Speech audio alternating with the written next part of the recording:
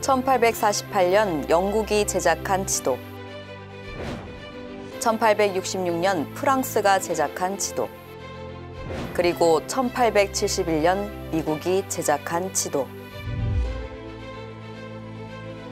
다른 나라, 다른 시기에 제작한 지도에는 한 가지 공통점이 있습니다. 바로 조선의 해도입니다. 그렇다면 서양 열강들은 왜 조선의 바다를 측량하고 해도를 그렸을까요?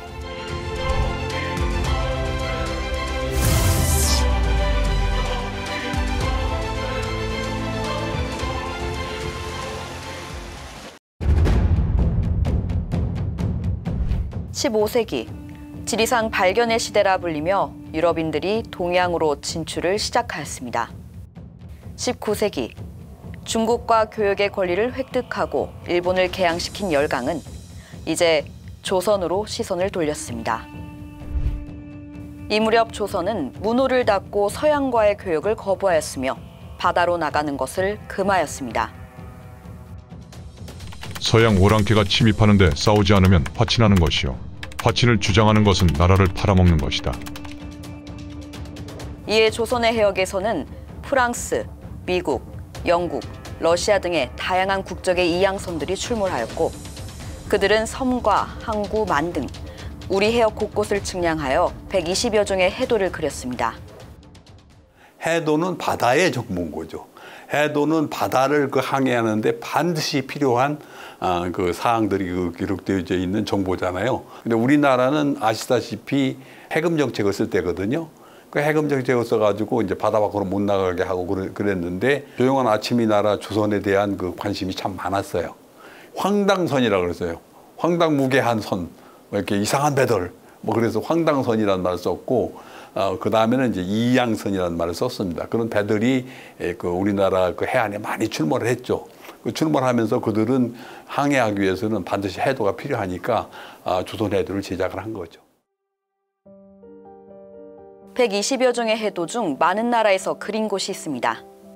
바로 강화도입니다. 강화도는 군사적이나 지리적으로 굉장히 중요한 지역입니다. 우리나라에서 쓰는 용어로는 인후지지라는 말을 쓰는데 인후지지라는 말은 목구멍이라는 뜻입니다. 모든 음식이 목구멍을 통과해야만 소화가 되고 다 하는 것처럼 강화도를 통과해야만 서울로 돌아올 수 있는 거예요. 그렇기 때문에 이 강화 지역의 일대에 대한 바다의 사정을 파악하는 것은 항해에 굉장히 필요했던 거죠.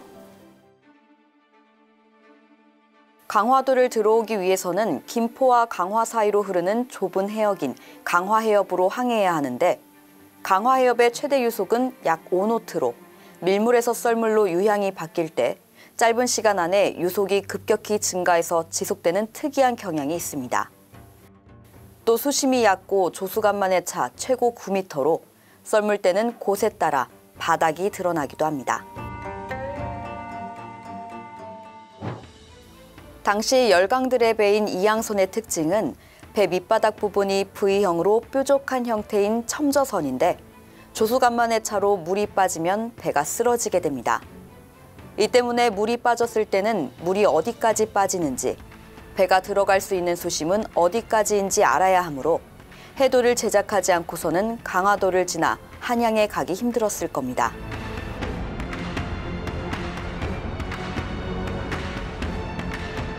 선박을 이용해 새로운 지역을 가기 위해서는 여러 해양 정보가 담긴 해도는 기본 필수품이며 가장 중요하였습니다.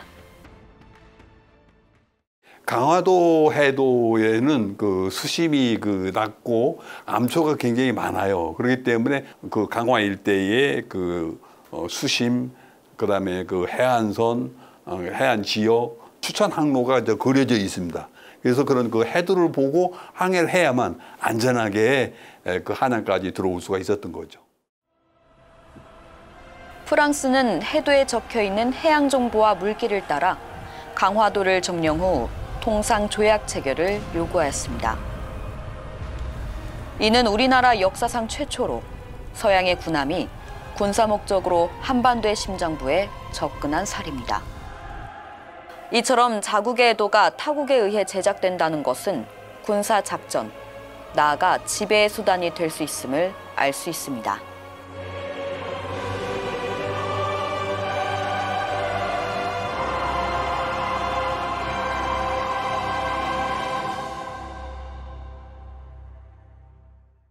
해도 아닌 데는 이호도가 표시된 지도가 없어요.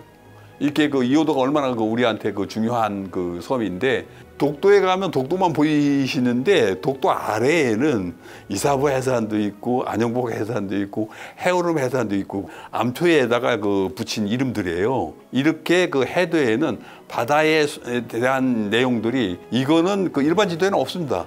해도에만 있어요. 일반인들이 해도를 잘 보시고 해도가 얼마나 중요하다는 걸 아시고 해도를 많이 이용을 해 주셨으면 좋겠습니다. 감사합니다.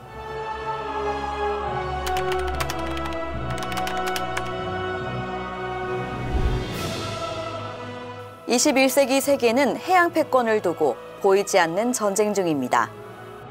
이 속에서 국립해양조사원은 해양 디지털 시대 전환에 발맞춰 국제적으로 전자해도 제작 기술을 선도할 뿐만 아니라 동해 지명을 널리 알리는 등 다양한 방법으로 국제 무대에서의 영향력을 강화하고 있습니다. 국가 해양력의 기반인 해도, 우리의 해양 주권과 영토를 지키는 소중한 자산임을 꼭 기억해 주세요.